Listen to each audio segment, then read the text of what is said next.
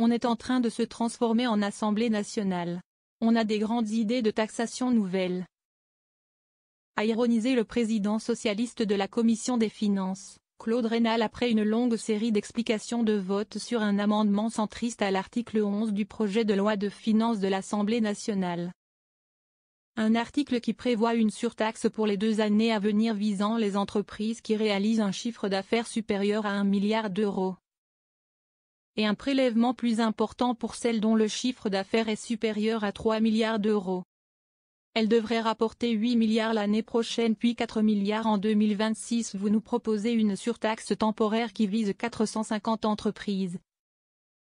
Alors que l'année dernière, le seul bénéfice des entreprises du CAC 40 s'est élevé à 149 milliards, a comparé le sénateur communiste, Pascal Savoldelli, auteur d'un amendement visant à rétablir le taux normal de l'impôt sur les sociétés à 33,3% contre 25% actuellement.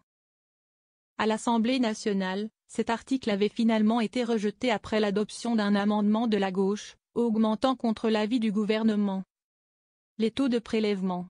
Le projet du gouvernement, tel que présenté aux sénateurs, prévoit une contribution exceptionnelle sur l'impôt sur les sociétés fixée à 20,6% en 2025 et 10,3% en 2026 pour les entreprises dont le chiffre d'affaires est compris entre 1 et 3 milliards.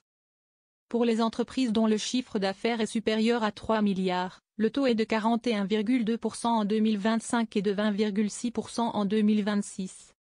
Le groupe socialiste a défendu, en vain, un amendement visant à pérenniser la contribution.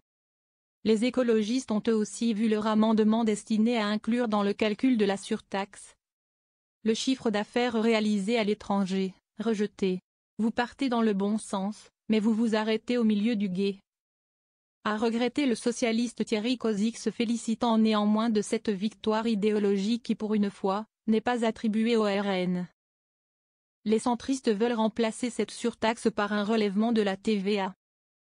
Le ministre des Comptes publics, Laurent Saint-Martin, a précisé que le gouvernement n'augmentait pas l'impôt sur les sociétés par conviction, mais par nécessité du moment. C'est une surtaxe à l'impôt sur les sociétés.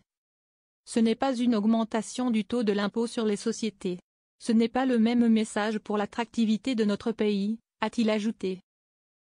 Le sénateur centriste, Michel Canevet, soutenu par les élus de son groupe, a longuement défendu un amendement visant à remplacer cette surtaxe par un relèvement de 2 points du taux normal de TVA, porté à 22%. Ça permettrait de rapporter 13 milliards, de taxer les importations. Il importe d'appeler à l'effort collectif de l'ensemble de nos concitoyens, a-t-il argué. Vote d'un dispositif anti-évitement. Le gouvernement comme le rapporteur général, Jean-François Husson, ont émis un avis défavorable. Ce serait une augmentation massive sur un impôt dont on peut considérer unanimement qu'il est le plus anti-redistributif. Il faut être attentif au choc pour les consommateurs, a mis en garde l'élu.